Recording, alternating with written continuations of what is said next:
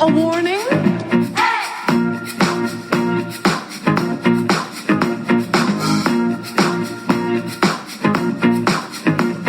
There ain't nothing to worry about. I'm worried that you work in an office. Have children. Celebrate wedding anniversaries.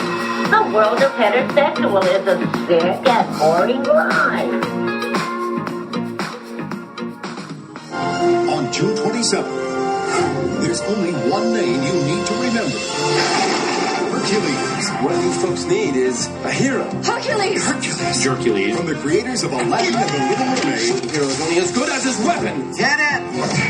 Comes Disney's mightiest comedy of all. I've got 24 hours to get rid of this bruise. And you are wearing hand merchandise. Hercules. Rated G. Whoa, is my hair out? Striking theaters June 27th.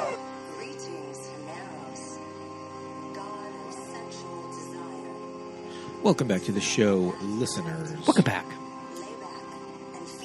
It's a Disney afternoon. It's a Disney afternoon. This is a fun movie. I love this movie. Yeah. It's super cute. Yeah, absolutely. I feel like we watched it and I was just like, yeah, I think I just used to watch the shit out of this movie. My brothers. Know all of this dialogue. Yeah. I know this movie like the back of my gay hand. You're very excited to do this one. Kind of just came to me, too, of we just need to do a fucking Hercules episode. Yes, indeed. So I'm very glad that we programmed this one in. Listeners, my name is Pete. And I'm Scott, and these are the movies that made us gay. Just us today, no guest. Indeed. So we have not talked about a Disney animated feature in well over a year. We last did Aladdin last year, so I figured it was time to talk about classic 90s Disney. Yes. I'm very excited.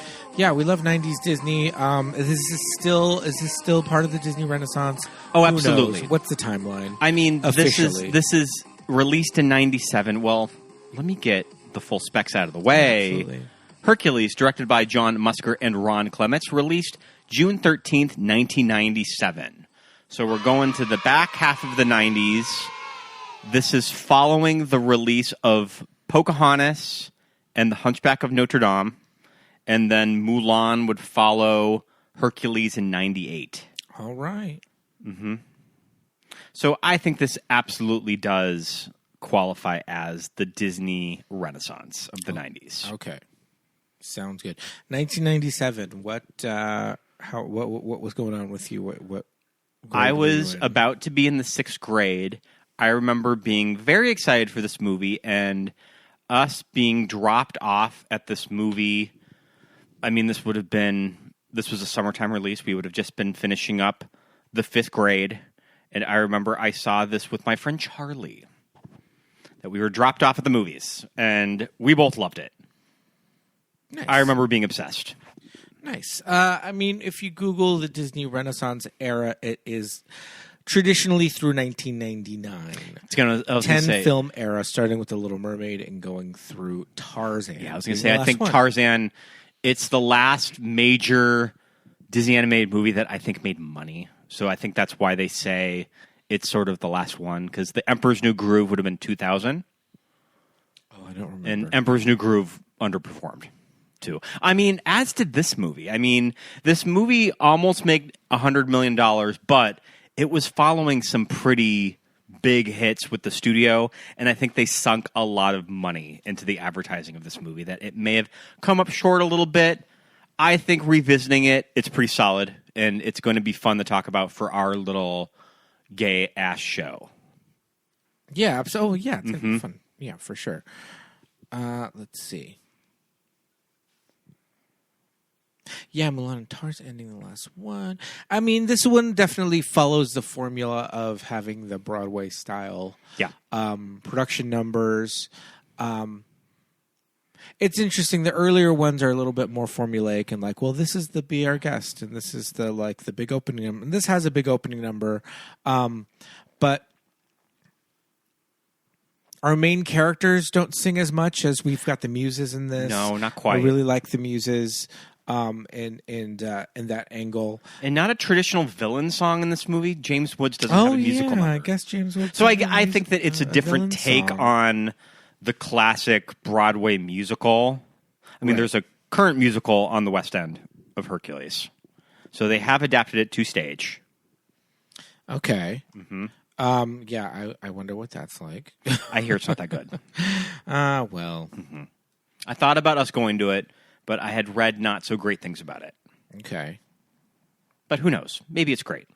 Listeners, if you've seen it in the UK, drop us a DM. Yeah, let us know. Mm-hmm. But yeah, I did not see this in the theater. I caught it later on. But I mean, the big thing about this particular movie, about Hercules, with the Disney animated features, do the boy ones do less well? I mean, there's not a female protagonist. We've got a male protagonist. Well, yeah, it's interesting because I feel like, Little Mermaid and Beauty and the Beast, kind of iconic girl protagonists. Aladdin comes around in 92. I guess that's just I guess there's an even mix because Lion King, kind Aladdin, of an even mix, yeah. Hunchback, and Hercules, and Tarzan. I would say they're sort of they kind of work in both quadrants for boys and girls. Sure. Mm-hmm. Well, I mean, the thing about this movie is that, along with Aladdin as well, and I guess with Tarzan rounding out the end, is that who is drawing these cute boys? Who is drawing these characters? Yeah. Who is out? Who is the one? They know what they're doing. I mean, we know the one that's out there leading up the character design on Hercules. It's our favorite Disney homosexual Andres Deja. It is Andres Deja, who typically would be the lead character animator on Villains. He was the lead character animator on Ursula and on Scar, Gaston, and on Gaston.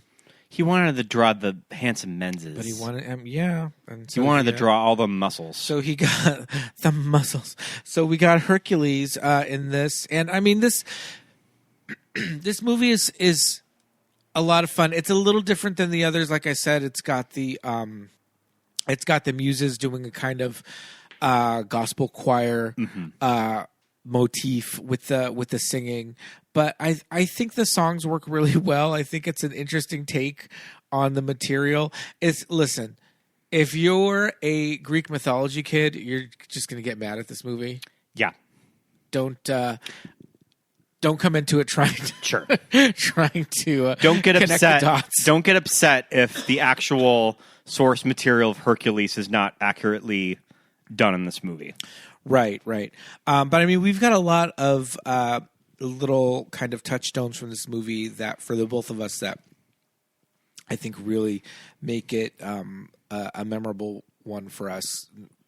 The voice acting on quite a few of the characters, superb, are so really, good. really, really well done. The casting is amazing in this movie.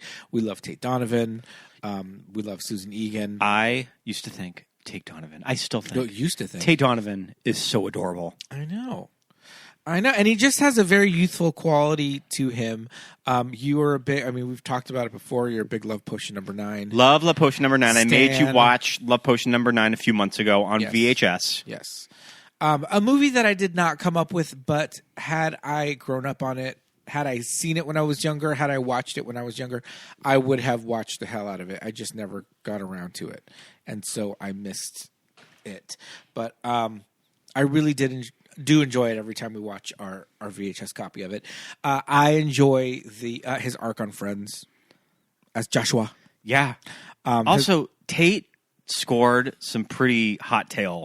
He's bagging some babes in his heyday, and dated both Sandy and Jen, co-stars. Right. So I loved his arc on Friends. I obviously he's in the OC. Sandy? The OC. No, he's not Sandy. Oh no, he's not Sandy Cohen. What's his name in the OC? I don't remember. He's Marissa's dad in the OC. Yeah, something Cooper. The OC was one of the first teen shows that cracked the code. We gave a shit about the parents. If anything on the OC, you gave more of a shit about the parents than you did the teens. At least that was me watching it. Well, I wanted to do the OC I was there for the adventures as of the Patreon episode this month. Ryan Atwood and Seth Cohen, but But no, I think that the parent storylines were a lot of fun, and he was Marissa Cooper's dad on that show, and just as cute as always. But it was that point where we're like, oh, all right, Tate Donovan's playing the dad of a teenager, okay, Daddy now. This is way back in 2004. But his characterization is really, really good in this movie. He's very well cast, and to the point that they would later go on to create a animated series based on Hercules, but it's young Hercules, and Tate Donovan didn't even voice young Hercules in the movie. Yeah. He's adult Hercules, but they said, no, we want Tate. People associate that voice with the character. So they used the young teenage character model, Yeah. but use Tate's voice. I think it works. I love that. I love it. I think the animated series is very charming. It absolutely is. I think that especially if you're into Greek myths, they put a lot of fun stuff of Greek mythology in the TV show. I think the TV show is where they start to get it Yeah. right a little bit more. Because, in the movie, they're playing real fast and loose. They had great guest stars on the TV show, too. Sandra Bernhardt as Sandra Bernhardt is a recurring role Cassandra. on the show. Yes. Lisa Kudrow as Aphrodite. We were watching one last night that you were noticing a lot of comics. Yeah, there were doing it. there were a lot of stand-ups doing voices. It's the Jason and the Argonauts episode, and Jason is voiced by William Shatner, and the Argo is essentially like the Enterprise. And there's a lot of like Star Trek references in pretty the cute. episode. The One of the nymphs is Heather Locklear. one of the nymphs. How fierce is that? The golden fleece makes like a transporter noise whenever they like move it around. It like makes this like transporter sound effect throughout the show. I thought that was kind of a fun little thing. But yeah, I think that Disney was doing a really good job with the TV series. After a certain point, I think for me, Little Mermaid TV series, I was like, "What is this, Mama? This is garbage." It's a Mama. little kid TV. It's little kiddie TV. But I think with things like the Hercules TV show, which I thought was called Zero to Hero. Well, But I I think guess that it there was- was a Zero to Hero direct to VHS. Oh, is that movie. what I'm thinking of? Okay, I thought the TV I show have was notes called- of a scrapped direct to VHS movie that kind of, when John Lasseter became the head of the studio, they ended up canning all of the straight to video stuff, and the follow up sequel, which I think would have been the Trojan War, was just scrapped. Oh, that's crazy. Yeah.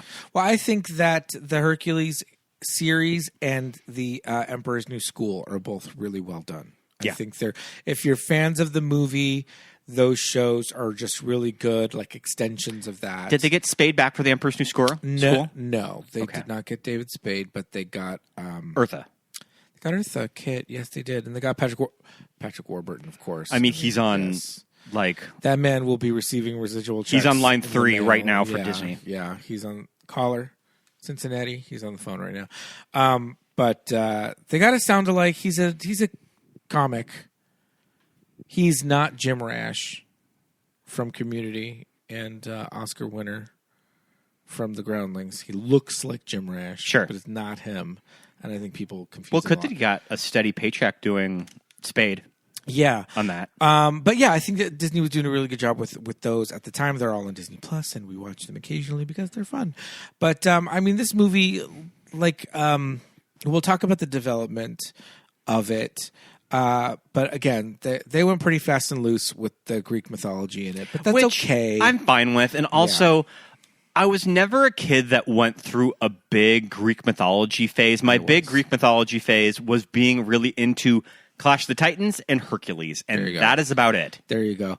I did have a tiny bit of a Greek mythology phase, enough to know that there's some basic stuff that's incorrect here. But we're not here to critique any of that. but just know that, like, yeah, okay. It's kind of fun to compare them, though.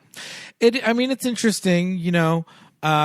Hera is not Hercules' mother.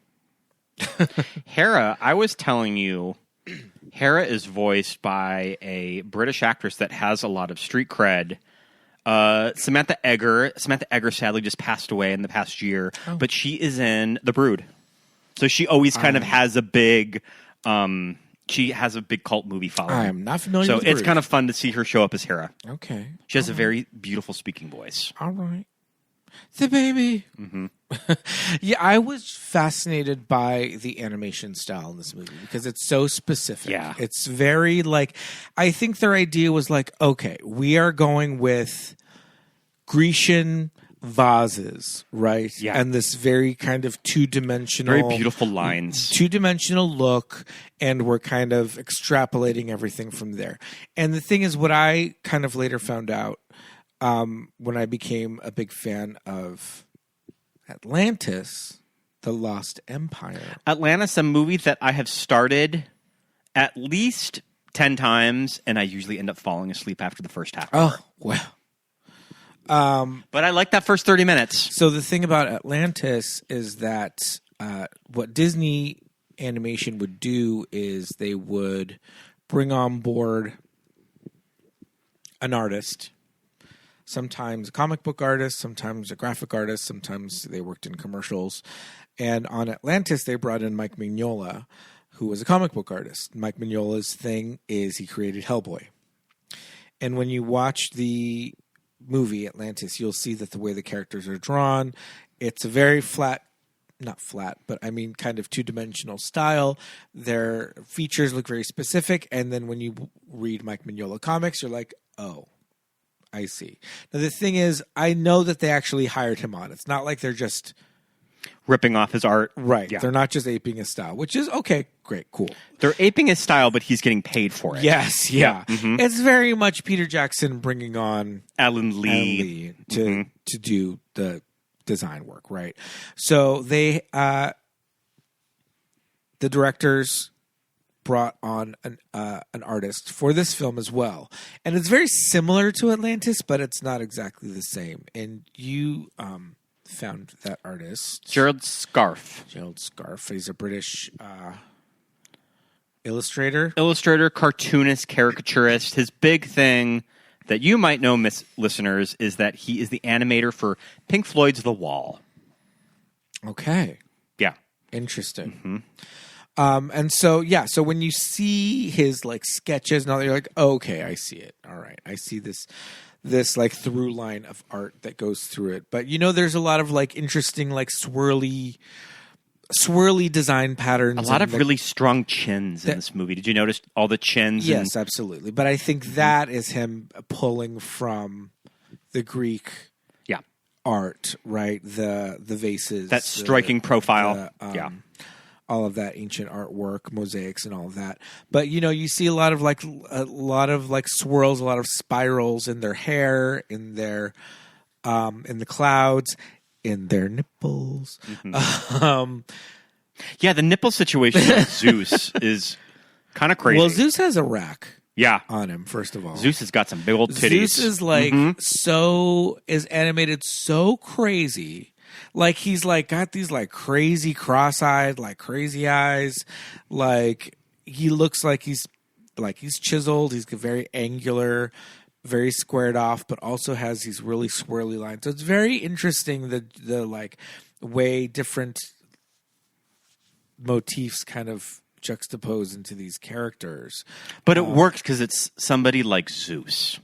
Right. So you can kind of have fun with the character design. What I love is how in a character like Hera has curly hair, right? And the curls just like flow off of her body. There's just like these long curls that just kind of go off into nowhere. Yeah. And I was like fascinated by that style of just like this big Meghra's hair unruly looks like it's a curls, part of her body. right?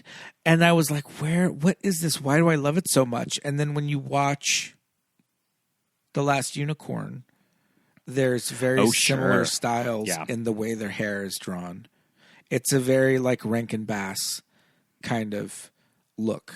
Even in something like Thundercats, their hair is very There's a little similar. Rankin Bass going on in this animation. You know, yeah. If you look at things like that, Yeah. the way their hair kind of comes off their bodies and kind of like swirls off into like a point, but it's like into a weird curl. Very, very organic kind of patterns, right? Hades having fire for hair is always fucking cool. It's a really beautiful effect. Fucking cool. And also kind of a really clever way at this time in the 90s where you're blending CGI animation with 2D. Because I take it that his hair is probably computer generated. No, it's hand drawn. It's hand drawn? Wow, it looks good. Yeah. I think I just assumed that it was a computer effect. Yeah, no, I'm pretty sure it's hand drawn. I mean, they went through the trouble of animating all those bubbles in Little Mermaid, and that's like almost 10 years prior to this. So, yeah, I don't think that they have any characters that have CGI elements built on top of them. That would be, I think that would be even harder. That's almost like a face replacement kind of thing. Yeah, unless they're doing a full character like the Hydra. I think Hydra was the big CGI character. When I think the Hydra's heads are probably 2D drawn, too. Well, they're 2D drawn, and then they create a 3D model based off of that, and then the entire thing is 3D animated. Holds up. The Hydra Looks good. Once it has more than 3 heads, you never see the body anymore. Sure. Because there's no way that all those heads could attach to that body. Nowadays, they could probably make it work. But,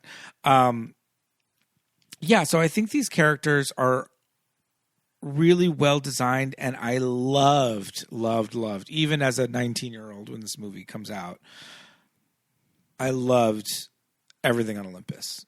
And seeing all the gods, seeing all the Olympians up there, the way that they glow, that's a very interesting effect in animation, making characters glow like that. Their character designs, very striking color palette too. Yeah, because they're all, I don't even know what shade of colors all of those are. They're like shades of fuchsia and gold. There's a lot of jewel tones in there. Jewel, Aphrodite. That's it. Yeah, Aphrodite's pink, but she's not pink. You know, there's like it's a little glitter ball. Yeah, it's a little glitter ball. But they all have these very, very striking color motifs for the different Olympians. And I think there's some really fun character designs. And these character designs are carried over into the animated series, which is great. It's a little scaled down for television. Right. For a budget the glowing effects are not but there. It all still looks pretty good. Yes. But yeah, I loved all the stuff on Olympus. I love the Olympians. Like I said, Hera, I was just mesmerized by her hair and her whole look and everything. And you can just pause a scene on Mount Olympus and you can guess what all of the gods are. And there's a lot. That they put in. Yeah. There's a cool YouTube video that you kind of walked in the middle of where somebody was talking about all of the gods in that scene. Yeah. And it's kind of fun to see all of the deep pulls that they got. Yes. And even the ones that you're just sort of guesstimating, like Nike is probably in the very, very background. Right. And you can tell because all of these Olympians, all of these Greek gods have these motifs, right? And these iconic silhouettes that you would recognize them from paintings or a vase or something. Yeah, Athena something is with art. Very specific, you know, the scales of justice, all these things. There is something of, in the modern Western world, our basic knowledge of Greek and Roman mythology is character names get conflated with one another. It's hard for us to remember who's who. There's the Latin words for them, and then the Greek words. And then there's the Roman names. The planets in our solar system are the Roman names. So Jupiter is Zeus. Right? Probably because the Mars Romans had a bigger hand on just sort of Western space language. Space race. In the space race? No, I don't. Yep. Jupiter is Zeus. Mars is Ares. You know, Luna, Selene. All these things like they're Apollo. These names get confused in everything. Right? Well, there's a whole thing in world history where the Romans kind of lifted a lot of that from the Greeks. Well, yeah, too. it's a one-to-one. They're just kind of borrowing from each other's cultures. It's literally a one-to-one, like, you know. I was going to say, how long are we going to ratio. get until we start talking about Battlestar Galactica? Well, We've already done it. I've got my whole 5-minute Battlestar Galactica chunk coming up. But, you know, so something like Hercules, I think the spelling and the pronunciation Hercules, I think, is the Roman one. And it's Hercules, if you want to get into it, right? So, I mean, we're not going to be those people, actually. But, you know, it's just this thing that it's like, you know, this is what we know. We know Hercules, right? If we can't call it Hercules, that's going to be crazy. So I think they did a really good job of kind of presenting it in a way that goes down easy, is palatable. It's like, okay, Zeus and Hera are the number one. Zeus is number one. King and Queen. Mount Olympus. They're king and queen. Yeah. They rule over all the other Olympians. They water down the whole Titans situation. Yes, the Titans were defeated. I think it works. The Titans were defeated by It's the bare basics of by it. the Olympians. You know, we all saw Justice League. Yeah. I mean, We all saw Zack Snyder's Justice League. Speaking of big-titted Zeus. Speaking of Big Titty Zeus, I mean, they had that Zeus in Justice League. Get the hell out of here. Zack Snyder. He is roided up. This is the thing, though. If you want to exemplify the male form, you go to Greek mythology. You go to the Greek gods. Yeah. We just did our 300 episode. Episode 299. 299. 300. For 300. Do you know what I think before we get into kind of the history of Hercules, which I kind of think is fascinating. Hercules the movie. Hercules the movie Right. is, I think, what is really successful that I saw in this rewatch is I really saw the influences of superheroes. Yes. And especially for that time in 97 where all that we had were the old Richard Donner movies, Right. Batman, and some other weird ones, but that's about it. Right. But they knew at that time that the closest thing that we, of a culture, have to the Greek gods is superheroes. Right. And it's why you really see in the story there's such a big inspiration of Superman. Because you can pretty much sub out Hercules as Clark Kent. Right. Like, it's the same story. Right. And I think that kind of really works for this movie if you were going to really strip the story down of something that the kids will respond to. It's that classic Superman Clark Kent story. Right. Well, there's also the element of like, I'm found as a baby and I'm special. Yes. I'm special. There's something about me that's different. But you're right, though, and I had never put two and two together. This is literally it's it. He's sent away from his parents. Yeah. You know, who are in a different world. He's sent to Earth as a baby. A childless couple adopts him, raise them as their own, and he is stronger than everybody else. He always feels a little different, and then he finds out his backstory, and it all makes sense. He'll find his way. He will go the distance. He makes his way. He goes to the distance to the Hall of Justice. I meant the Fortress of Solitude. the Fortress of Solitude. I mean the Temple of Zeus, where he speaks to his father from beyond the fourth dimension. I'd never thought about that, but it's a pretty accurate, it's a pretty close kind of swap for the characters. Like, you could see Clark Kent singing "Going the Distance," and it would totally make sense for the character. I mean, yeah, if they ever, if for whatever bizarro universe that Superman is a Disney movie, it works. We'll talk about casting and all that too. We talked a little bit about Tate Donovan, but this, like we were saying, there's a couple of songs in this movie that are sung by our heroes, but mostly it's the Fates. But Go the Distance, a pretty good song. Michael Bolton, Oscar nominated. Not Michael Bolton. Lost to Celine. 4. My Heart Will Go On. 97. Really strong lineup for Best Original Song in 97. Oh, okay. This is the year that Titanic wins. How Do I Live Without You is nominated. How do I leave? How Do I Leave Without You? And the song from Anastasia. Ah, okay. Journey to the Past. Ah, And I think I'm missing another one there. sure. It might be Quest for Camelot or something. I don't remember. See, a proper time when movies had tie-in theme songs. Yeah. Love it. Wow. And also, I mean, these songwriters were on a roll. Yes. I think that, I mean, they had just won the Oscar for Pocahontas. How many Oscars does Alan 2 years Menken before? have? Yeah, A lot. a lot. You know, you hear a lot about superhero mythology and kind of connecting it to Greek mythology and things like that. When you read about the production of this movie, they were originally trying to do the Odyssey. They were, I think that was in one of the pitches following The Little Mermaid when they were trying to think of other properties that they could do animated features for, and I believe the Odyssey was there. The Odyssey's there.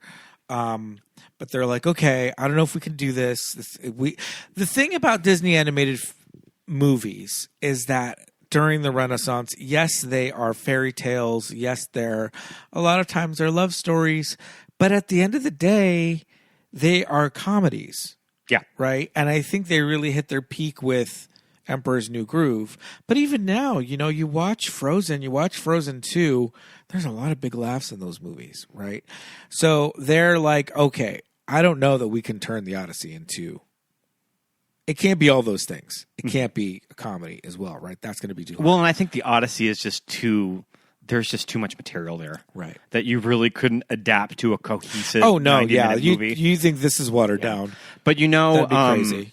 The movie that Ron Clements and John Musker were really trying to kind of do a big treatment for a follow-up for Aladdin was Treasure Planet. Right. And Treasure Planet was put into turnaround, and they gave them Hercules to develop, when I think there was just a lot of technical stuff of Treasure Planet that they probably realistically could not done affordably following Aladdin. So that's why they decided to go with something like Hercules. Right. They had, I know that they said that when they were like kind of looking up mythology, things like that, ancient Greece, that whole era, they were like, okay, Hercules was an Olympian that was like for the people. Yeah. That he kind of was like a Superman. That there was like find his face on things. That he was kind of everywhere. That like kind of was like a modern it would have been the comic book character of people in ancient Greece. Yes. So I think that that's really interesting because you know the thing is for most of these Disney movies, they do these production kind of like field trips, right? Where they go and they do their research and all that. So yeah, I think that that's really interesting that they were like, okay, this character is kind of like he is everywhere in actual ancient like Greece, like they loved him. So like, okay, let's move forward with that. Yeah. They also said the Odyssey, the narrative was too long, lacked central characters, and failed to translate to animated comedy. Yeah. Crazy. So, okay, Hercules. They felt that Hercules' popularity in the ancient Greek world was analogous to celebrity fandom of sports athletes and celebrities in the 20th century. and we get a lot of that in this movie. Yes, he was a populist hero in the ancient world. When we researched him at the British Museum, for example, Hercules' face was on a huge number of vases. He seems to have been the hero that people loved because he had a touch of innocence, and he persevered as an athlete hero when all the odds were stacked against him. Yeah. Very interesting to think about it that way. So Hercules underwent a lot of story development and treatment, and its final script draft was inspired by screwball comedies of classic era Hollywood, and of course pop culture references in the 90s because this is following Aladdin, and Aladdin had a lot of that. Right. I think Phil is giving a lot of pop culture stuff. I think Hades is as well. And then I think the screwball angle is definitely with Herc and Meg and their kind of interaction. So I was reading that Hercules, Herc's personality was kind of based off Jimmy Stewart in movies like Mr. Smith Goes to Washington. Okay. And Barbara Stanwyck was sort of the classic Hollywood counterpart to somebody like Meg. Right. Which, if you've watched old Barbara Stanwyck movies, that totally checks out of the characterization of Meg. Right. Which I think is pretty cool. Love it. Mm-hmm. We both found the casting process for Hades to be very interesting. Yeah. Now, Hades being the villain of this movie, I think Hades is a character, and this is where we're not going to get too deep in the weeds with the Greek mythology, but, you know, their idea of death and the afterlife and the underworld is very different than kind of sure post-Christian. Because it's not like post-Christian Hades ideas. Is the devil. Yeah, because it's the underworld and he's the Lord of the dead and all these souls are down there. It's not hell, right? They're like, you got to go somewhere. You know? So it's a very interesting kind of way that we look at Hades, right? If you look at like, oh my God, Ralph Fiennes in Clash of the Titans. Oof. That big beard. Oof. He's a little Voldemort in that. He's a little like... But like all he is just beard. Yeah. That's all that I remember. You know? And just flowing robes. A gray bushy beard. Flowing robes. And flowy robes.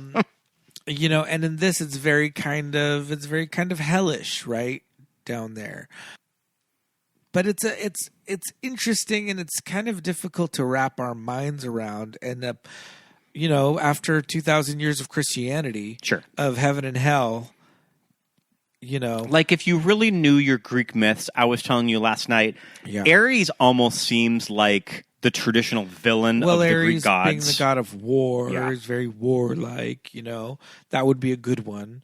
But yeah, I think it's just okay. All right, we'll go with Hades. We'll go with the underworld. All that, it works, right? But I guess the character was very different as written to what we ultimately get in the movie. Kind of a more traditional villain, right?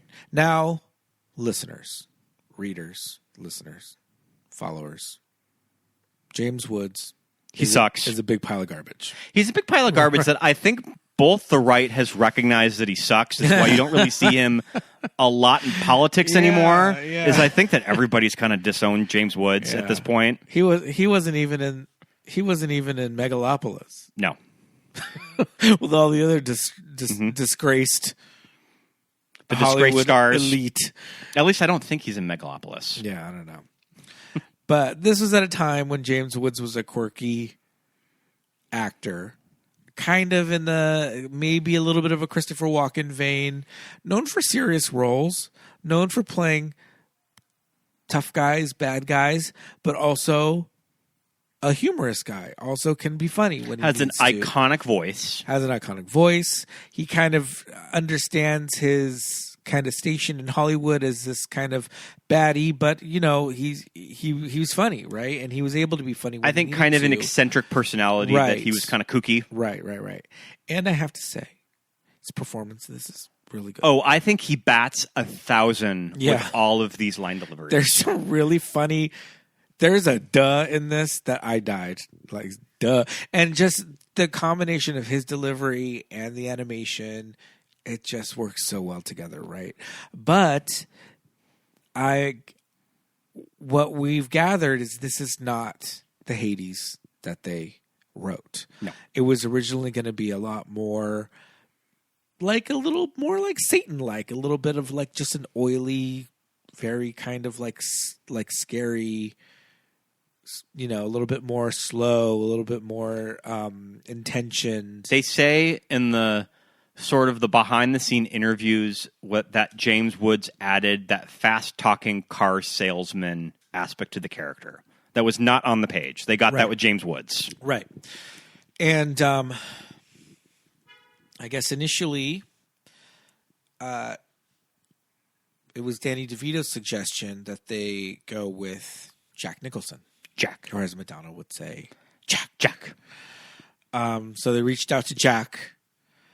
He's like, sounds good. Jack was into it. Sounds good. I love it. Great idea. Like the script, like the character. He was like, by the way, my agent will be reaching out to you about my like, what do you got? rate. What do you got for salary? They said, we can give you this. Okay, I think they said 500,000, and he counters with $1 million. Which for Jack at that time would have been affordable. Right. Like that would have been him working for scale. Right. It's half of what it's double what they offered him. He counters with $1 million, and he wants merchandising. Which he got hooked up when he played the Joker. Yes. So this is now his in. This is now my way to make $90 million on He wants to make all that cash from those Hades plush figures. You know Disney has Happy Meal tie-ins. You know Disney does merchandise. So, I mean, I guess very smart, but you can't do an ultimatum like that with Disney because they can say no. This is probably why you haven't seen Jack do a lot of voiceover. Is over demands like this probably. Yeah. I think he's just like, I'm going to ask for the world. If they say yes, I'll do it. If not, who cares? Yeah. I'm Jack. I'll be just fine. Yeah. So were you reading about the list of actors that came into audition and one that went on to do a lot of dialogue that they ended up scrapping? Yes, I read that. John Lithgow. John Lithgow was the replacement, and he did a number of voice recordings, and they ended up scrapping all of it. Yeah, they just said they couldn't make it work.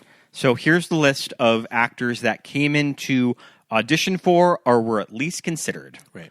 Ron Silver, James Coburn, Kevin Spacey, Phil Hartman, Rod Steiger, and Robert Evans. Rod Steiger is crazy. Robert Evans, a producer. I mean, yeah, why not? I mean, that would have been a big industry joke. Yeah. The producer of The Godfather and Rosemary's Baby is Hades. And apparently the directors did reach out to Jerry Lewis. And they probably did not get a return phone call I don't know for it. that would, I don't know. In 97, I don't know. And that would work. I think that James Woods' reading just sort of outshined all of them. James Coburn did go on to do Monsters, Inc. Yes, Is that him? he's the main villain of Monsters, Inc. And that's it. And he's got a great voice, and it works really well, and he does the good. I'm the good guy at the beginning, and then I turn out bad at the end. Nice. Kevin Spacey would go on to be Hopper Spacey in A Bug's Life. I think he's really good in A Bug's Life. He is. Phil Hartman, I think, could have worked. I think Phil Hartman could have come up with something fun. I think they would have maybe have gone in a similar vein to this. Phil Hartman would have definitely done something good. It's Phil. Could have made anything work. But I kind of like that it's James Woods. I think he's really fun in this movie. Yeah. I think that the character design looks like him. Yeah. The face looks like him. But I mean, just kind of like the general long, angular like features. But yeah, I think it's Hades is a great character.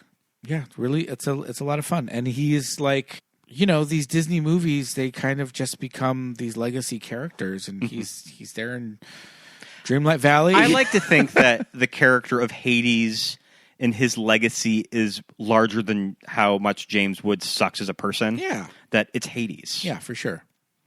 Yeah. Just kind of has a life of its own. It's that thing that Carrie Fisher always said.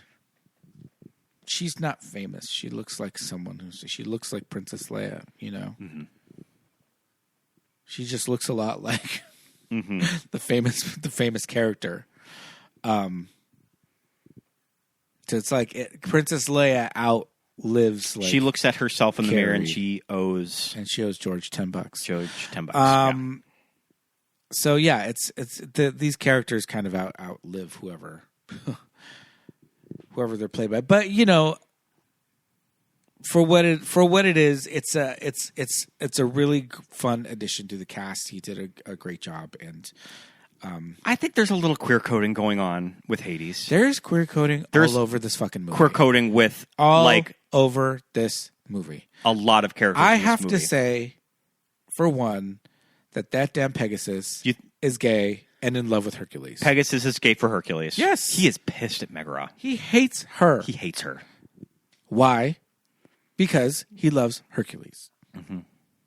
And not as a pet or a dog or a real life Pegasus. Oh, baby Pegasus is so cute. Baby Pegasus is very cute. Baby Pegasus and Hercules are fucking adorable. But the animation, the style on like adult Pegasus is really cool though. The way that they just some of the drawings, The mane? the mane, but just I'm really into the mane. A lot of the poses are just so fucking cool. The way they get the wings to work with that horse, they get some really, really cool poses out of it, and it's awesome. Yeah, it's a great character. So- I mean, Paul Schaefer as is he Hermes? The kids are Is going to he- love Paul Schaefer in this movie. Who's the one with the wings on his feet? That's Hermes. Is it? Yeah, I think Messenger of the Gods. Sure. Yeah, Yeah. Hermes. Okay. Yeah. I mean, I don't know that Paul Schaefer is officially gay, but I guess I've never thought of that. but he Is there a Mrs. Paul Schaefer? I mean, we gotta figure it out. Paul Schaefer, definitely a name that if you were under the age of 38, do know who Paul Schaefer is. Yeah. But I mean that's definitely like his whole shtick is very fey, is very like, I don't know, it's very queer. He's probably not. He's probably straight and married and has a million kids, but who knows?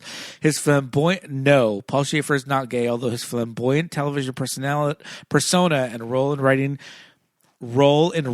the gay anthem "It's Raining Men" Get the fuck out of here. led some, Paul Schaefer co-wrote including It's Bob Raining the Drag Men. Queen, to assume he was. Schaefer has been married to his wife, Kathy Vespoli, since 1990. Homer's Paul favorite Schaefer song. co-wrote "It's Raining Men." I mean, you better work. Who the fuck knew?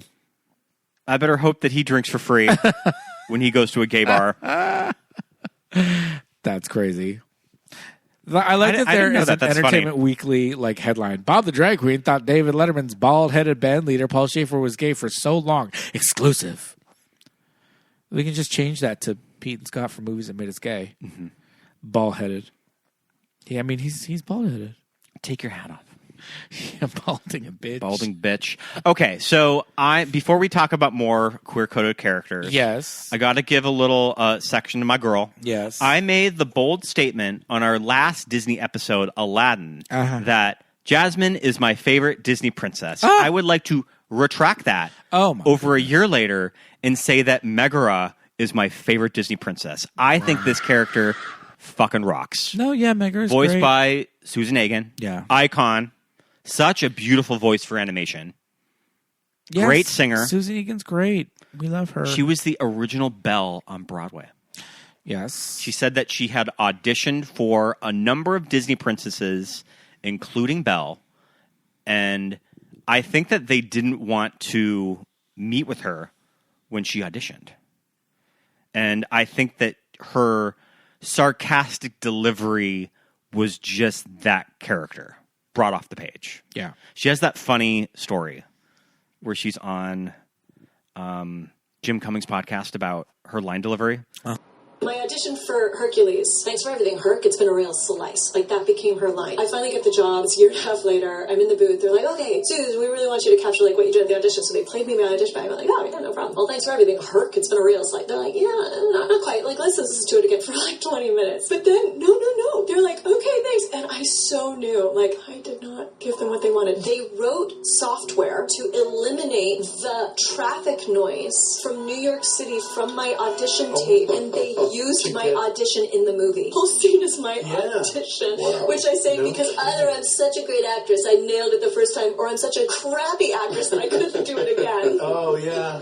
They used her audition in the movie for that whole like little speech with Hercules, which is crazy. Yeah. That they're like, why don't you do a little bit more like it? She's like, okay, how about this? They're like, all right, we're done. And she thought that she was fired, too. Yeah. I mean, I would have liked a song with Meg and Hercules singing, but that's not their story, though. No. I think there's so much of like, I mean, what it all comes out in is I Won't Say I'm in Love, I love that song. which is a great song. Yeah, and I think Meg is a really complicated character. Yes. Because, I mean, say what you want about, I mean, Belle, Ariel, and Jasmine are all great characters. I don't think that they're that complicated. But Meg has a lot going on. I guess Belle the most has something there. Jasmine, yeah. But no, Meg for sure is like, yeah, there's actual like backstory. It's a tragic backstory with her boyfriend. That I think that it was a deal with Hades to save his life, and she was indebted to Hades. And then he left. And then he left anyway. Yep. And she's indebted to this jerk. And she's doing his bidding for him. Yeah. So what happens when you make a deal with the devil? Satan? But he's not. No, I'm kidding. Oh my gosh. Could it be? Yeah, no, Meg is fucking cool. Her character design is so cool. All of that hair. All the hair. We love her like she's telling a purple story. Her teeny little waist. More purple. Yeah. Well, they all have teeny little waists. Meg's waist is teeny though. Yeah. This is incredible teeny. But yeah, she has some pretty fierce proportions. What do we think of Pain and Panic? I love a good Bobcat henchman. Yeah, we got Bobcat Goldthwait, who we love. Bobcat I think that he's talked about how they brought him in because they're pretty much going to model the character off him, but he had to audition. It's one of those things where they said, we're looking for a Bobcat Goldthwait type. And you're going to have to audition. And he's this like, is for well, fucking Disney. I am the Bobcat Goldthwait type. Yeah. I'm Bob. He's like, what do you want me to read? Just put some black makeup on and be gothic. And Matt Frewer. Max Where Headroom. would I know? Okay, Matt Frewer is Max Headroom himself, and he's also the neighbor's dad in Honey, I Shrunk the Kids. Oh, that's right. Because whenever we revisit Honey, I Shrunk the Kids, I always kind of am blown away that he was 30 years old when he made that movie in 89. Is that a read? Because he's bald? Mm-hmm. Because he's bald-headed? Does not look 30 years old. I mean, listen, you ever get those like TikToks or Instagrams for the hair systems? Of course. When they're putting the whole wig on? I'm 40 years old. Of course I have. No, but when they're putting the whole wig. Oh, the whole wig on. Those are fascinating. Yeah. When it's a tube. Yeah. With the glue and everything. And they shave the head and then get the little brush and brush the those glue hair and all that. systems are a mystery. Yeah, but the before and after. Yeah. Crazy. The before, they're looking like Riff Raff from Rocky Horror, and the after, they're looking like Harry Styles. Yeah. So, give Matt Frewer the hair system, and I'm here to tell you that he's a good-looking guy. Oh, the dad from Honey, I Shrunk the Kids can get it. Yeah, he can get it. The chain-smoking dad. Yes, it's just that he's bald-headed. Mm-hmm. But he's like, I always forget tall, that. Okay, he's got a nice which one is build. he, Pain or Panic? I can't tell the difference. I think that Pain is the one with the horns. It's like Itchy and Scratchy. And Panic is the Bobcat one. Bobcat, yeah. Because he has the most anxious voice. Yeah. Well, I could tell which one is their voice. I just don't know which name goes to which character. And Panic. Mm-hmm. I think Bobcat is Pain, because doesn't he go like Pain and Panic? Mm-hmm. And like Matt Frewer can do a little high pitch, like, yeah. I think that's okay. I think that's who they are. And so Matt Frewer is the like blue one with the long skinny nose, mm-hmm. and Bobcat is the fat pink one. Mm-hmm. He's the one with the Hercules water energy drink, and yes. Bobcat is the one with the shoes. Yes. Which do you just think of Tamisha Amon? The Tamisha Amon sneakers. I mean, I think of Tamisha. Yeah. When I see the Hercules sneakers. Yeah. I also love Jeepers Mister. Jeepers Mister, you sure are strong. And when he says it, the other one gives him side eye. It's so funny. Like the little character, like when the one goes Jeepers Mister, the other one looks at him like, what the fuck did you say? You pull Jeepers out of your ass right now? It's really good acting on the characters. It's really funny. I love it. I mean, they're iconic little queer weirdos. We love them. Fun auditions to the movie. Yeah, I think they're a really good addition because sometimes they can be grating. Yeah.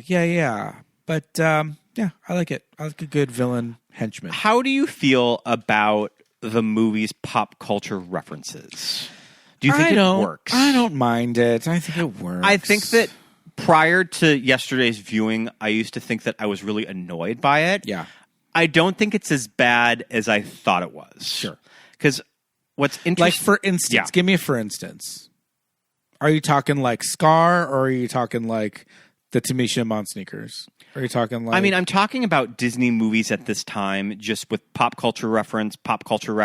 Right. That, I mean, it's all building up to something like Shrek in 2001. Right. That really takes family animation in a complete sort of... Well, now it's like recognizing it, and it becomes meta. We have to have jokes for the adults in the audience. We're going to reference all of this merchandising. There's theme park references in this movie. Yeah.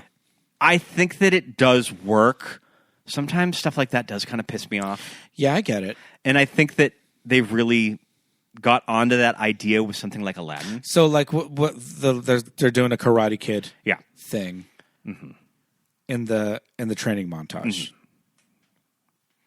I think it works. It's funny. Just for the kids don't know. Just for a little taste. Do. Yeah. But I not think for a swallow. Not for a swallow. Because I think that you can go overboard with it. Yeah. And no, it's too you much. definitely can. And you can do it in... Okay, now you're going to get mad at me. We were watching Homeward Bound, The Incredible Journey. And there were 2 Arnold Schwarzenegger references in that movie. Schwarzenegger. Yeah. I was like, all right, with the Schwarzenegger. But at least Homeward Bound is contemporary. It is contemporary. And that's made for, like, little kids. It's like talking animals. Mm-hmm. Although we just watched the shit out of it the other night. I mean, I used to watch the shit out of that movie as a kid. Yeah. But I think that it does work with Hercules. Yeah. I think you get a lot of it with Phil. I think Phil's out there giving a lot of slang. Phil is like the Burgess Meredith Rocky character. Yeah. But it's Danny DeVito, so he's also our, like, well-known comic. That is he kind of like a Robin Williams? Is he kind of like a genie character that he's giving us? He's giving us the jokes for the parents. Is that? I mean, everything after Aladdin just sort of have to have that character, but I guess that something like The Lion King doesn't really do it as much. Right. When it's I think The Lion King is a little more self-serious, but it's The Lion King. It still has jokes in it, though. Yeah. I mean, the Jason Alexander character in Hunchback. That's when it turns annoying. Sure. Yeah, I think you're right. I think it's laid on a little thick in Hunchback, which is interesting because you think that Hunchback is the one that is even more like Pocahontas, Hunchback, and Lion King are like supposed to be their big prestige ones, right? But they all still have. There was a time when they were animating Pocahontas and the Lion King at the same time, and Pocahontas was the main priority, right? From the Lion King, because that was going to be their big moneymaker. Speaking of which, listeners, Pete, I just revisited some of Pocahontas. You hate it. I don't like that movie. I think it is such a bore. Yeah. That I think that it is weird material to adapt to a Disney animated movie, and you can tell there were story problems in that movie because it is a chore to sit down and watch. Yeah, I have not. It was never my favorite. Yeah. I mean, we all love Colors of the Wind. Vanessa Williams, Diva, great song. Yeah. Not a great movie. Yeah, fair. I don't know that I've ever actually sat and watched it in one sitting. Mm-hmm. But I have never heard the wolf cry to the blue corn moon. So what does that say about me? Or watch the grinning bobcat as he grins. Listen, cats smile. It's just built into their face. Mm-hmm. It's a Cheshire cat grin. Yeah. Look at him. He's smiling right now. But yeah, I find Hercules, I think it works when it needs to. Yeah. No, that's for sure. For that kind of pop culture-y stuff. But also, I think Hercules is kind of built more as a comedy. Yeah. Like, as a straight up, like, this is a funny movie, right? I think so. I think they're allowing themselves to be silly. I was thinking a little bit of the ancient Greece. It's a little Bedrock. That, like, if characters were to be watching cable television it would somehow make sense. Right. Like, so you're talking with the about like Flintstones. their depiction of Thebes, the Big Olive. Yeah. So I do like Thebes as this like New York City kind of like metropolis, right, of the ancient world. Mm-hmm. And I think it's really I think it works when they go there and it's like there's traffic and there's street traffic and foot traffic and there's people and there's tall buildings and all that. I think it's kind of like it works. I think it pays off. I feel like, okay, it looks like it's giving New York. I mean, I'm walking here, but it's giving a big city. It's giving New York, but it's also giving ancient Greece in that Flintstones way. But what is it giving now? But what does it give? It's giving red wig vibes. The guy selling. You want to buy a sundial? Want to buy a sundial? All right. See, we used to think that line was so fucking funny when we were kids. Because in New York, they're selling you hot watches, right? They're selling you fake Rolexes, and this guy's selling you sundials. See, so that's like I get that. That's like the Flintstones. That's what you're saying, right? Yeah. Love it. And like on the Flintstones, there would just be TV. There would just be like caveman TV. Yeah. Like there's the made-for-TV movie of Fred Flintstone in the movie. Sure. And it's just like, what are they watching? You as the viewer, you're like, sure, I guess. I'm accepting that. I don't know. This is the fucking Flintstones. Took me right out. Mm-hmm. But no, yeah, I get that. But I do love all the stuff on Thebes, the Big Olive. Has our favorite character actress. Yes. What is her name? We love her. She plays a lot of great characters, not the least of which being going to the Hocus Pocus IMDb. Gizmo Duck's mother. I know that she's probably pretty high on the cast list because it's a pretty featured performance. Yeah. Kathleen Freeman. You may remember her from Hocus Pocus. We always quote her from Shrek. Gremlins 2. She's in Shrek. I can talk. I'm the talkingest damn thing you ever saw. Mm-hmm. Icon, though. You saw her in everything at this time. She's great. She's really funny. Mm-hmm. She's really funny in Gremlins 2? Gremlins 2. She gets drunk on her cooking show, microwave cooking for one. But she's really funny in Dragnet. She's got some really. She's a foul mouth. Dragnet with Tom Hanks. Yeah, she's a foul mouthed landlady in Dragnet, and she's got some funny lines in that. That movie is. Ooh, kittens. That movie's so stupid, but it's pretty funny. But it does fall apart. I get it. Like if we were to watch Dragnet of an evening, I think like you needed to watch Dragnet when you were 8 years old. Yeah, to give a shit or about it does not work. Yeah. For you as an adult. Yeah. It's very young Tom Hanks. He's very cute in it, but yeah, I get that. But yeah, there's all the stuff once Hercules becomes kind of like the superhero / sports star, and he's got like his appearances and his like. Well, there's the cute song about it. Air Hercules. Mm-hmm. Yeah. That's a little Mel Brooks too. Yes.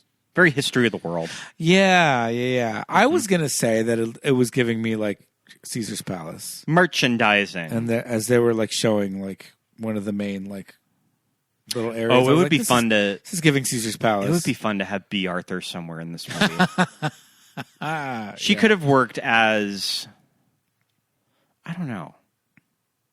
One of the Thebians. Yes. Not as Hercules' mother. So, yeah, we didn't get too much into that. Oh, the dad is Hal. Hal Holbrook. Mm-hmm. Okay. And so that kind of is sort of this with the story of Amphitryon and Alcmene. Alcmene, I forget how you pronounce her name. Alcmene, she is the actual mother of Hercules. But it was a whole thing that like... Zeus disguised himself as her husband. Yes. And he raped her. Well, yes. Yeah. When he wasn't turning himself into like geese and bulls and a raining shower of gold. He's just like, hey, babe, Yeah. not great. You know, it's Zeus. And that's the thing. Hera despised Hercules his entire life because he was this representation of like Zeus stepping out. Like if you were going to really go off the myth, Hera would be the villain of the story then. Sure. And I think in certain stories she could be. I think that's the whole thing about the trials of Hercules or whatever. I think she's part of that too. But then that's a little deep. Did you grow up on the Lou Ferrigno or Arnold Schwarzenegger movies? No. I didn't either. No. I've seen Hercules in New York. I skipped those. Those were very low budget. Those were not it's a mess. Yeah, those were a mess. No. And nor did I watch Hercules: The Legendary Journeys. Sure. I mean, we have to go with Xena. We have to go with Lucy. Yeah. Yeah, if you're gonna rewatch any of those. Oh, I bet that Xena has some really fun Greek mythology storylines in those episodes. Yeah. And you get a young Kyle Urban. Who's Carl Urban? I don't know, but he's young and blonde. Sure. Late 90s Carl Urban. That's all you need to know. He's probably... I forget. I knew who he was, but I can't think of it off the top of my head. But, yeah, I didn't really watch a lot of... Yeah, I watched Clash of the Titans, like you said. I watched that, but there wasn't a lot of, like... Yeah. I'm surprised I didn't have a DK book of Greek gods, because I used to love DK books. Yeah, you love those DK books. I mean, they're great. Informative. Absolutely. Those plates. And for McDonald's? Yeah, I was going to ask you, where were they from? Were they From McDonald's. We had them. Yeah. And I always see the Hercules ones. Break out the fine china. Now, was it Yep. was it a thing that they just made Hercules plates, or was it a thing that McDonald's was making plates of Disney movies and Hercules was one that everybody bought? No, it was just for Hercules. Oh, okay, got it. Because I think that there were plates there for was a couple. Hercules, Meg, Hades. Yeah. Maybe Phil had a plate. Sure. But I definitely remember the Hercules one. Yeah. No, that's one that you always see. Then in memes and stuff. Breaking out the fine china, you're breaking out the Hercules plate and the Batman crystal. Yeah. Those Batman mugs that were like ice.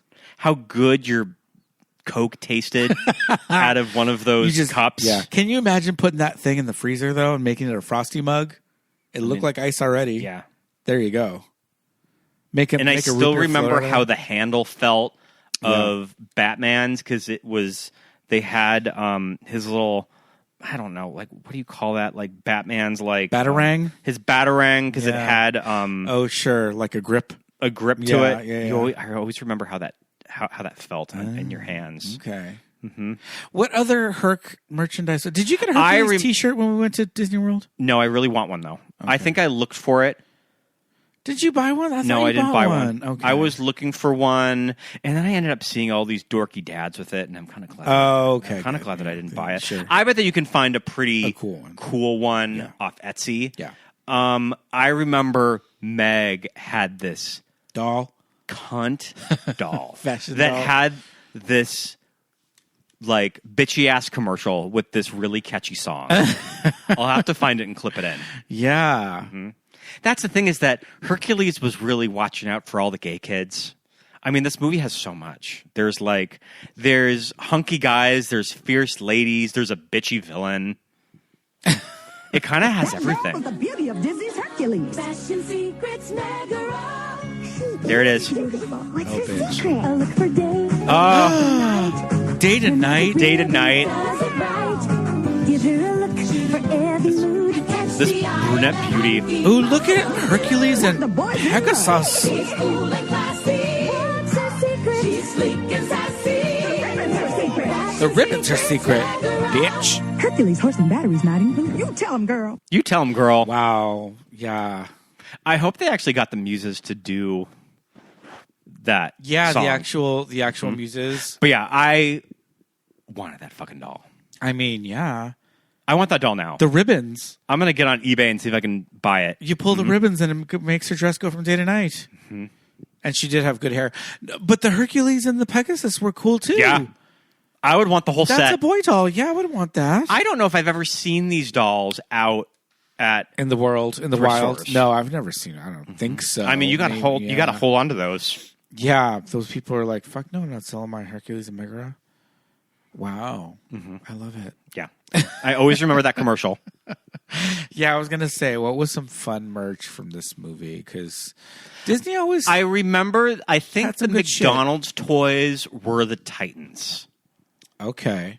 Okay, so we were talking about the Titans. I mean, my knowledge of Greek mythology is very limited, but the Titans are what ruled Earth before the gods. Right. Did you find them in a Google search? I just found Okay, one here's Happy just Meal. the Happy Meal toys. You get the. I think that the only ones Hercules, that I would Meg. be pissed about would be the Hydra and Phil. You wouldn't want to get the Hydra. Ooh, I you would be wanna fine get with Phil? Pegasus, Hades, Hercules, or Meg. Yeah. I would really want Hercules or Meg, though. I mean, yeah, you want Hercules or Meg. Not $5.82 for all of them. Oh, you get one, I think. Sealed on Etsy. So I remember there being Titan toys. There probably are. This is just one thing. Yeah, look at these. Yeah. McDonald's 97, Roman God Case Titan. So they did more than one Yeah, toy line. they did then. another. Yeah, or it looks like the Titans like Oh, open sure. up and they're inside. Yes. Okay, that makes sense. Yeah, Like each toy was enclosed in a Titan. and inside of a Titan, or it looks like. Ooh, we didn't talk about the Fates. I love the Fates. One of them is voiced by Amanda Plummer. Did you know in the new movie, Maya Hawke plays Amanda Plummer? What movie? The new Hunger Games. I didn't know. What? No, I didn't So know. Amanda Plummer was is in the Hunger in Games. Catching Fire. Okay. And Maya Hawke plays the young version of her. Good casting. Interesting. Interesting. Yeah. Yeah. Okay. But yeah, she's one of the Fates. I love these characters. No, they're really cool. I think they're very well done. They've got the eye that they share. Very Clash of the Titans. Yeah, because these characters are in Clash of the Titans. Right. They have a different name though. Are they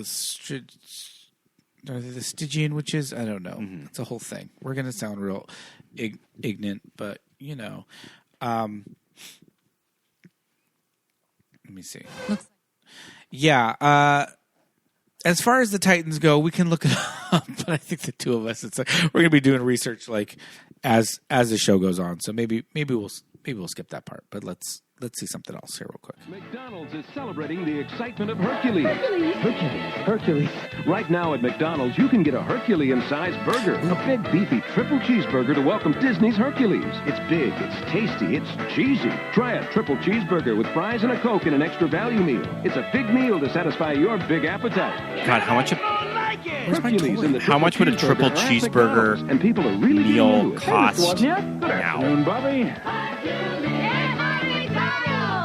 How much do you think it cost in '97? Oh gosh, yeah, not that much. Couldn't have been more than $6. Oh no, wait, yeah, less than that for sure. I thought that was going to be a toy ad, but oh well. I'm trying to find these damn plates.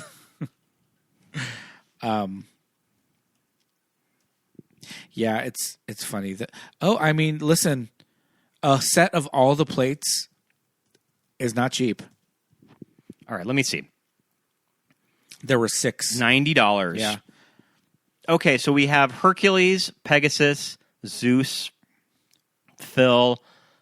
Of course, you got to have the Muses and Meg. Yeah. I'm pretty sure we had Hercules, Pegasus, Zeus, and Meg. Pegasus is cool. I like the pinky clouds. Meg, obviously, she's got like the green. She's like jade. Damn, they're charging for shipping on eBay $28. Damn. So these 6 plates come out to $118.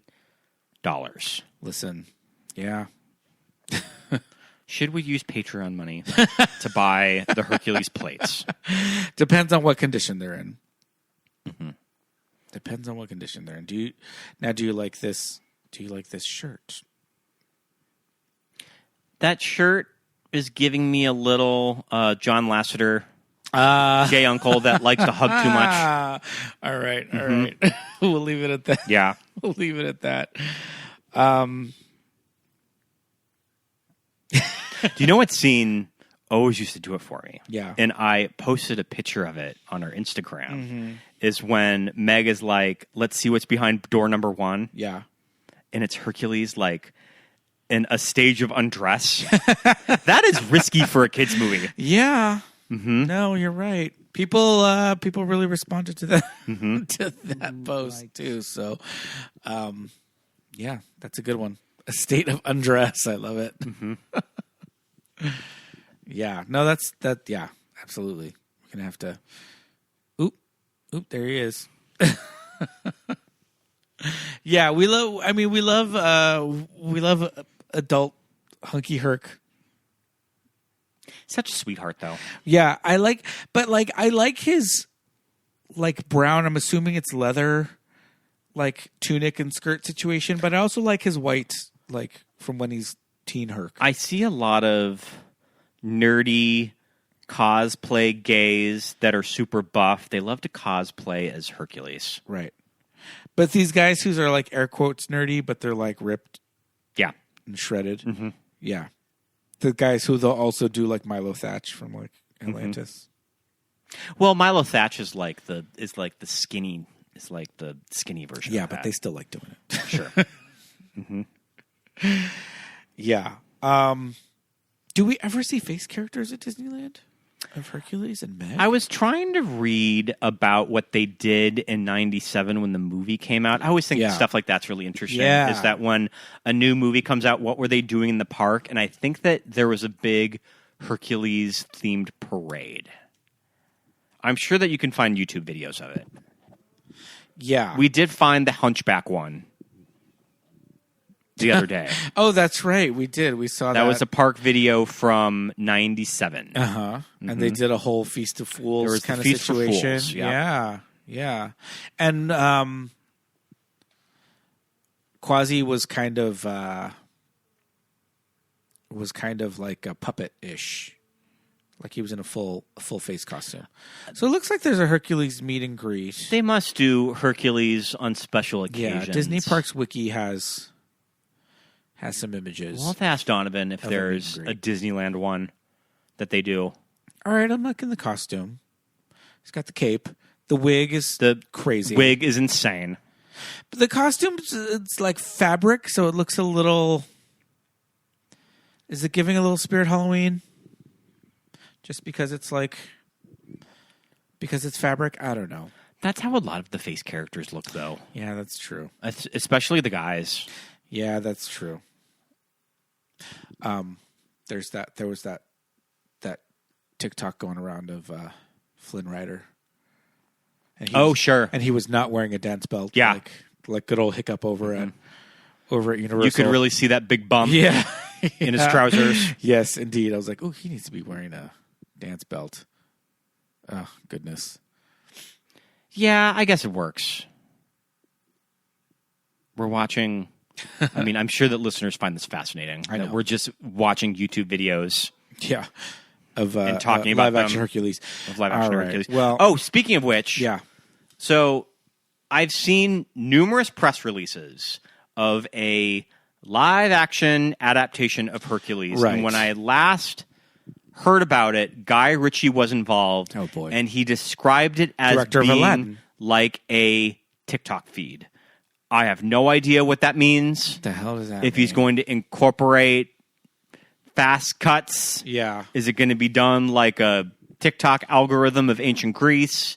Is there going to be dancing in it? I don't know. But I think this is one of those movies that I don't think this is ever coming out. No, I agree. I think with the state of Disney live action, it's probably not going to be. I mean, I'm assuming that Moana's going to be ahead. It's going to make money. Yeah, we'll see. But, I mean, the damage from Snow White. They're doing this Tangled one with Catherine Hahn. Oh, yeah, that's right. Which I guess I'm on board. Yeah. If it's Catherine Hahn. Yeah. But I don't know if something like Hercules should be made live action. Yeah. Is there anything else? that you wanted to say about Hercules before we wrap this up? I think we're ready. I think we're ready to wrap up. Did you notice that we have a little Movies That Made Us Gay crossover with the actress who is one of the muses? She's Calliope. She's in Pieces of April. Yes. She is April's indeed. neighbor, Yvette. I think last time we were watching Pieces of April, we noticed that. It's like, and the Muses, love that. Calliope, I forget all of their names, but I know Terpsichore, which is Olivia Newton-John's character in Xanadu, is one of the muses because she's a muse. Love it. Fierce. Xanadu.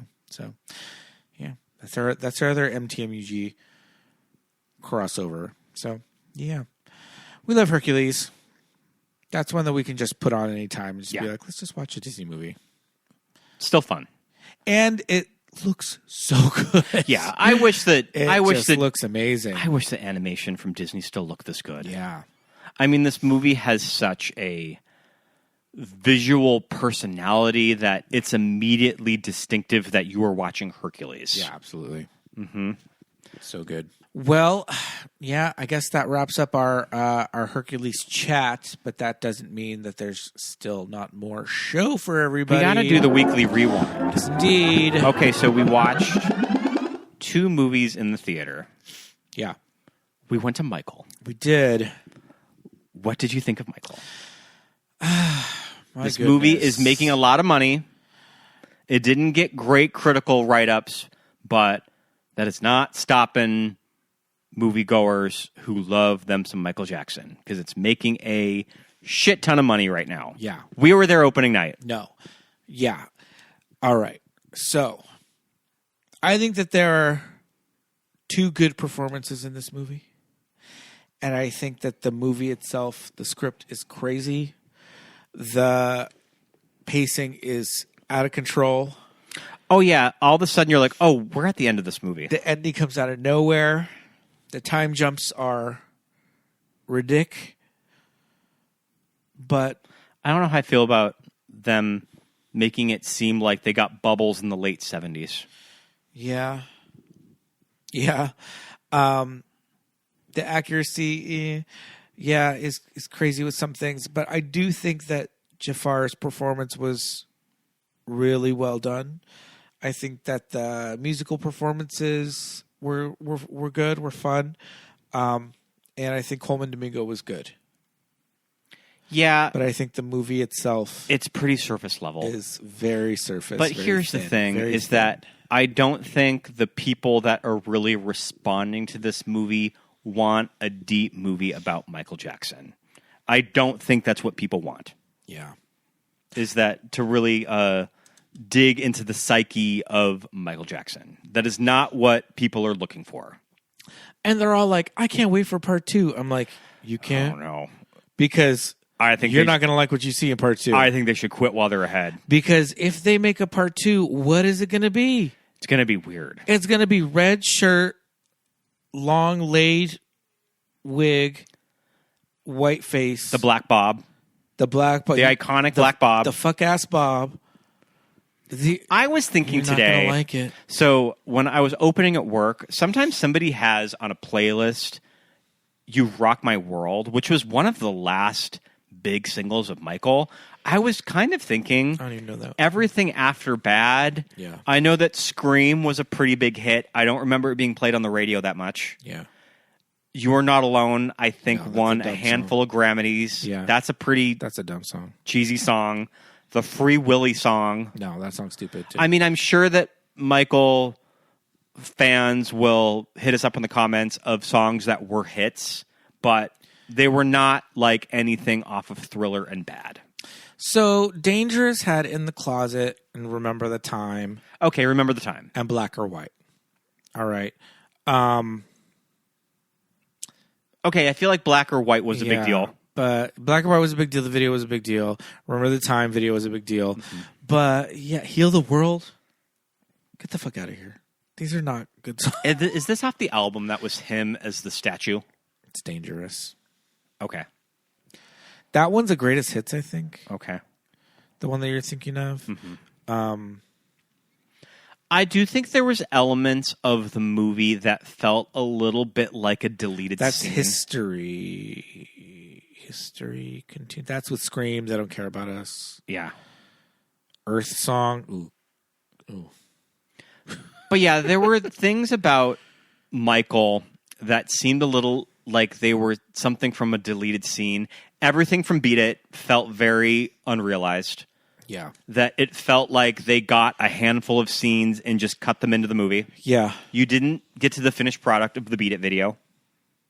Right. So I think that was stuff that they got on reshoots. I wanted more out of the album Thriller, too. I wanted them to spend more time on it. Right. I wanted more stuff with the music video. Because that's some of my favorite things of Michael's career. Yeah. Is the Thriller video. Yeah. Yeah, I think that for us, it left us wanting a lot more than what we got. And it's a over 2-hour movie, 2 hours and 20 minutes. Mm-hmm. And we were still like, but what about this? But what about that? And it's like, okay, maybe there's going to be this sequel.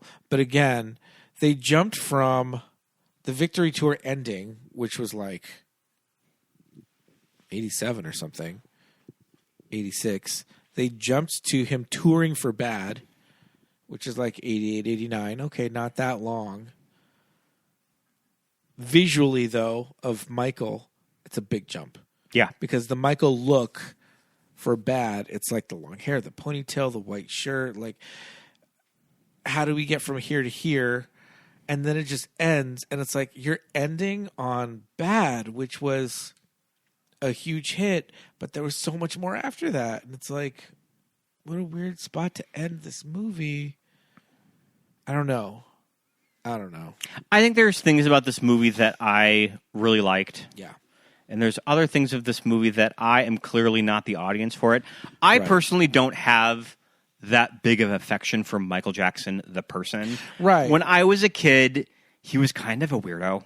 Yeah. Like this was the day of the Free Willy song, the relationship with Lisa Marie, and I didn't even know about all of the... And they said it wouldn't last. All of the court cases and everything that happened in the early 90s. All of that stuff, all the allegations aside, he's still a weirdo. Yeah. Right? All the stuff with like, and I'm bringing in the Crips and the Bloods, and they're going to live together through song. Bro, really? Like, I feel like... What music video were we watching this past weekend that you're like, this is a stupid-ass video? A Michael video? Yeah. It was him and... was it Dirty Diana? Oh, yeah. Dirty Diana's dumb. Yeah. He's chasing that woman around these streets, and she's trying to get away from him the whole song. What? Yeah. Crazy. I don't know. I think it's like... I feel like the gang members would be like, what is That's this? what I was saying about all of the stuff with Bad feels like... I know you're Michael, but... It's remnants from a deleted scene, and they cut it because it just wasn't working in the movie. Yeah. But this managed to make it in the finished product. And like, why is his lawyer this central character in his life? So because he's the executive producer? Our friends were noticing that anybody that is in this movie, it's either the Jacksons, lawyers, record producers, that's it. Yeah. That is anybody's in this that is in this movie. I think that's where a character like Diana Ross really would have worked. Yeah. That it would have added some sort of an outsider perspective of Michael's relationships. I'm sure that Michael's relationships with his brothers were very complicated. We didn't get any of that in the movie. Right. And I think they're just trying to paint this picture of Michael as like, he never kicked the ball. He never bounced the ball. We just watched that video. He wanted to play Twister with his brothers, and they said, no, I got a date. He never bounced the ball. He never got a chance to be a kid. It's like, all right. A lot of people didn't get a chance to be a kid. You know who else didn't get a chance to be a kid? Britney Spears. Yeah.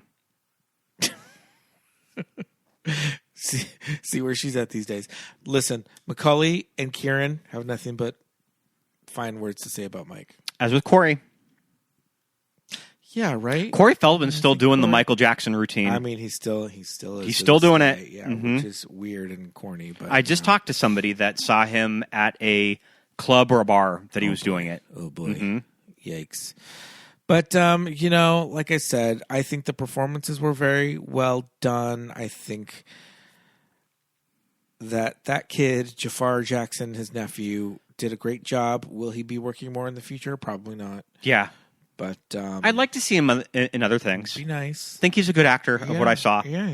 I think it's so was Michael. It's also a impossible role to do unless you aren't a Jackson. Right. I think you have to be in the Jackson family to possibly pull off any of that. Right. That's where nepotism might kind of work for something like that. There's people out there who are just like, this is the greatest movie of all time. Give everybody every Oscar ever, and then stop giving out Oscars because we finished. Because this movie's that good. And those people probably see a handful of movies a year. Oh, yes. First of all, they watch 2 movies a year. Second of all, they think Michael's completely innocent. Yeah.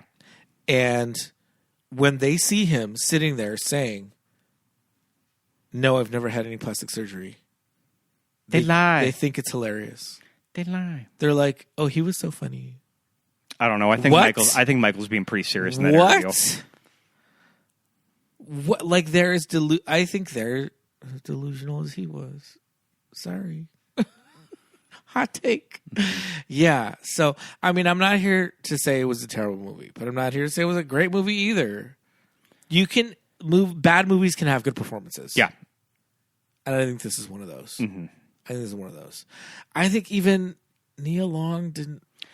I kind of wanted It could have been anybody. It could have been anybody. I really like Nia Long. Yeah. I think both her and Coleman are really good in the roles.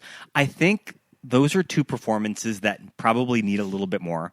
I wanted to see more of what made him so awful. Right. Like just something. But then, we got into the whole origin story of the villain. And then a lot of people are just like, oh, well, just go watch American Dream. It's all there. This is not that story. Blah, blah, blah. This is Michael. All right. It is also a movie. It's also a narrative movie that we as viewers need to connect with, right? So you as a viewer are like, what the fuck? Why is Joseph this terrible man? He just wants to not work.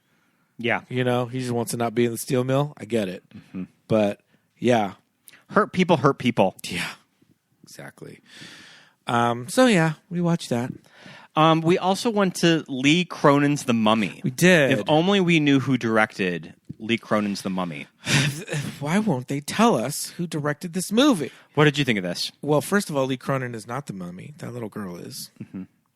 I have a lot of questions about the story. Yeah, it's weird. About this family that when their daughter gets kidnapped and 7 or 8 years later, they're just called out of the blue of, oh, hi, by the way, we found your daughter in this ancient sarcophagus that fell out of a plane. Yeah.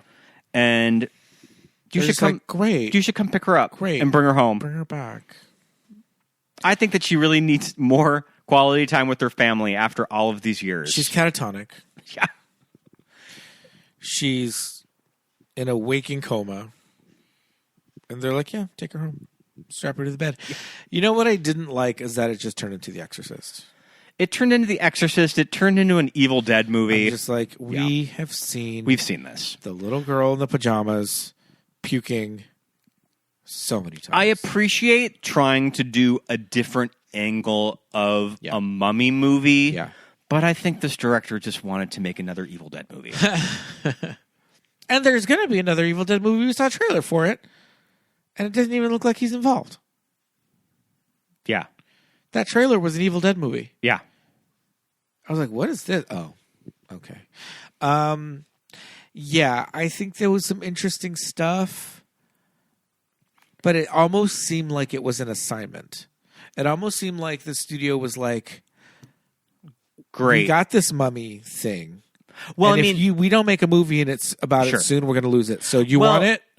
It's also the whole fallout out of the Dark Universe because they ended up making all of these movies just kind of in a Blumhouse reskin because we got The Invisible Man with Elizabeth Banks, a.k.a. the remake of Sleeping with the Enemy.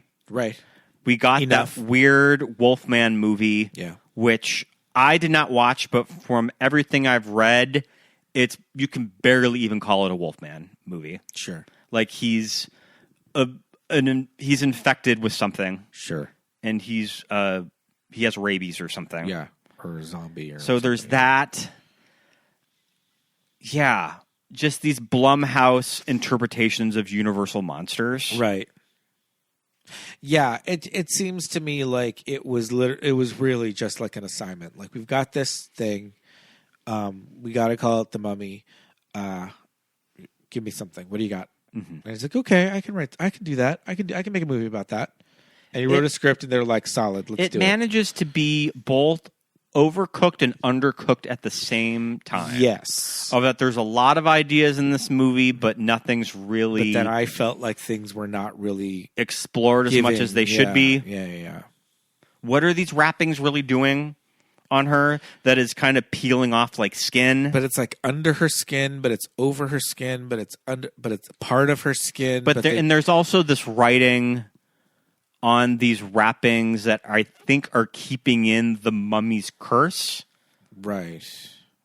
But then she starts to peel off her own skin herself. Also, the boyfriend, I mean, minor spoiler, the boyfriend, Jack Rayner from Midsummer. Right.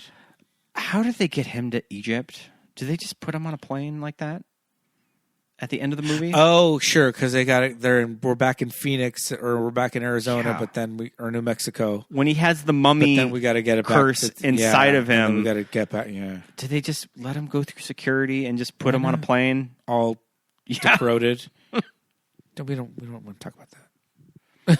All of the bullshit of we don't want to talk about that. The wake of the Abuelita. Yeah. Where this girl is coming through the ceiling. Is anybody seeing this? And nobody's seeing it. Yeah. Weird. Yeah. I don't know if it really worked for me. Yeah. Now that I've had to sit with it for a few days. Yeah, agree. So glad we saw it, though, so we can at least have an informed opinion. We'll see if Lee Cronin's next movie is titled Lee Cronin's whatever. Mm-hmm. They're saying it's just because it's the Mummy, so we don't want there to be any confusion. Well, there's a lot of mummies. How about this? How about don't call it the Mummy? Yeah. How about call it something else? I mean, that's not branding. That's not going to sell for Universal.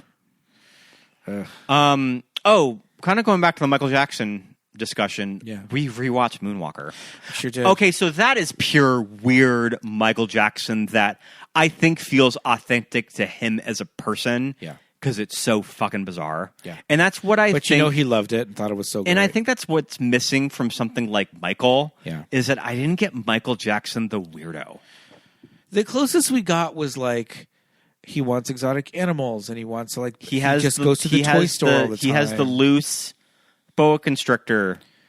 Imagine how much that room smelled. I mean, at least Bubbles was wearing a diaper. Everybody's doing a deep dive on Bubbles recently. Yeah, they sure are. I looked into Bubbles. He's at a sanctuary in Florida. Oh, and listen. He's still alive. That picture of Jafar going to visit Bubbles. AI. Debunked. Fake. Debunked. They made a statement about the sanctuary had to make a statement about that. It was myth busted. Yeah. But yeah, Bubbles is fully older than me. He sure is. He was born in 83. Yep. He's a little younger than me. Mm-hmm. That has to be old for a chimp. I mean, they're our closest relative, so I think they live to be like in their 50s or 60s. I mean, not in the wild because it's like, but I mean, probably if they live in sanctuaries, I guess that, or zoos, I think they could live into their 50s. Sigourney Weaver did say that she later reconnected with the gorilla that she shot scenes with in Gorillas in the Mist. Yeah. And the gorilla did recognize her. Yeah. Yeah, I think they can live a lifetime. I hope Bubbles is having a nice retirement. I hope so. Because I think that the Jackson estate did not take care of those animals. No. I was reading about the giraffes. Yeah. They died of malnourishment. Yeah. Mm-hmm. Didn't he take the giraffes to Neverland? I think so. Yeah. I don't think that they died at Neverland Ranch. Yeah. I think it was when they were sent to somewhere in Arizona. Oh, sure. That they ended up dying because of the environment. Yeah. I mean, yeah, you can't bring like giraffes and llamas and shit to fucking. It gets cold in LA sometimes. Yeah. Mm-hmm. What the heck? And where did they live at night? In the garage? I'm sure there were pens or something. Was Bubbles just loose in the house when Michael wasn't there? I think he went with Michael for a lot of places. Yeah. Did he have a passport? Maybe. These are the things we need to see. I think that Michael bit Bubbles' passport Rashida photo? Jones, too. That Bubbles bit Rashida Jones? Yeah. Or Michael bit her? No, Bubbles. Probably. Mm-hmm. I wouldn't be surprised. Yeah. Oh, yeah. Also, Janet, Diana Ross, and the movie The Wiz do not exist in this movie. Yeah. We don't even get a brief cutaway. And Randy Jackson. Janet Jackson and Randy Jackson do not exist. Well, there's a lot of feelings about this movie with Randy and Janet. But I mean, Randy went on the Victory Tour. Mm-hmm. That's why they're called the Jacksons and not the Jackson 5, because there were 6 of them. Yeah. Oh, well. Mm-hmm. I still stand by Can You Feel It's a really good song. But he should have toured for Thriller. Yeah. Yeah. Well, all right. That's our Let's wind this down. Indeed. Well, I think it's about that time. Oh, for the Patreon shout-outs? Let's hear it. For the Patreon shout-outs. We'd like to say a great big thank you and hey, hello to all of our wonderful active patrons, including Dana, Casey, Lisa, Jonathan, other Jonathan, the 2 Jonathans, Teresa, Robbie, Ricky, Callum, Chava, Kitchen Barbie Clubhouse, Ronnie, Matt, Carla, Megan, Andrew, Stephen, SB, Brian, Amy, Rosalie, Erica, Anna, our friends at Hetty, Drew, Andy, Kate, Roberto, Daisy, Kelly, Chrissy, Laura, Thomas, Lori, Brenna, Lawrence, Lisa, Alexis, Thomas, Millie, Benny, Melanie, Susan, Paul, Jamie, Drew, Genevieve, Dawn, Josh, Aaron, Nick and Shannon, Christine, and Rufino. You guys, thank you for being patrons. Hold on, let me find up oh, here we go. Join the Movies That Made Us Gay Patreon at patreon.com/movies that made us gay and get awesome bonus content. We have 3 levels of tiers from a thoughtful donation at the $1 level. At the $5 level, you'll get the TV shows that keep us gay, where we pick a TV show and talk about it every month. At the top $10 level, you'll get our Watch With Us commentaries, where you can watch a movie along with us, and it works as its own episode. Join today, and you'll also get a little shout-out on the weekly episode. Yes, indeed. We would also love it if you would like and follow on whatever podcast listening application that you use. If you have an iPhone or an iPad, you have Apple Podcasts pre-installed. Just search Movies That Made Us Gay and follow along there. We'd also love it if you wrote a review. We'd read it on a future episode. Go ahead and follow our socials. We're most active on Instagram at Movies That Made Us Gay. Like, comment, share, repost, post to your stories. All that engagement Share helps with us your to friends. find a larger audience. And if you want to follow our personal socials, feel free. My name's Pete. I'm at Peter Lasagna on Instagram. I'm Scott Youngballer on Instagram, and follow my letterbox. Thanks so much, everybody, for listening. We'll see you next week. Bye. Bye.